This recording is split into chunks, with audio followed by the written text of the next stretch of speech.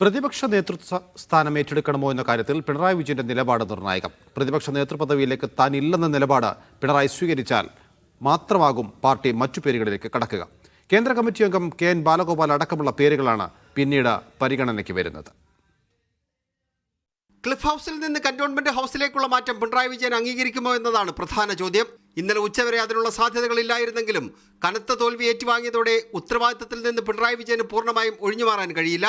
102 പേരുമായി വരുന്ന UDF-നെ നേരിടാൻ അത്രമേൽ ശക്തനായ നേതാവ് തന്നെ വേണമെന്ന അഭിപ്രായം പാർട്ടിക്കുള്ളിലുണ്ട്. അതിൽ പിണറായി വിജയനാണ് ആദ്യ ചോയ്സ്. എന്നാൽ ക്ലിഫ് ഹൗസിൽ നിന്ന് താൻ കന്റോൺമെന്റ് ഹൗസിലേക്ക് പോകില്ലെന്ന നിലപാട് പിണറായി വിജയൻ സ്വീകരിച്ചാൽ പാർട്ടി പ്രതിസന്ധിയിലാകും. ഇക്കാര്യത്തിൽ പിണറായി വിജയന്റെ നിലപാട് നിർണായകമാണ്. പിണറായി പറയും പാർട്ടി കേൾക്കും എന്നത് മാറി പാർട്ടി പറയും പിണറായി കേൾക്കും എന്നതിലേക്ക് communist party of India Marxist എത്തുമോ എന്ന് വരും ദിവസങ്ങളിൽ അറിയാം. പ്രതിപക്ഷ നേതൃസ്ഥാനം ഏറ്റെടുക്കാൻ പിണറായി വിജയൻ പൂർണ്ണമായി വിസമ്മതിച്ചാൽ അതിനുശേഷമായിരിക്കും മറ്റു പേരുകളിലേക്ക് പാർട്ടി കടക്കുക. കേന്ദ്ര കമ്മിറ്റി അംഗമെന്ന നിലയിൽ കെ.എൻ. ബാലഗോപാലിന്റെ പേരിനാണ് കൂടുതൽ പരിഗണന കിട്ടുന്നത്.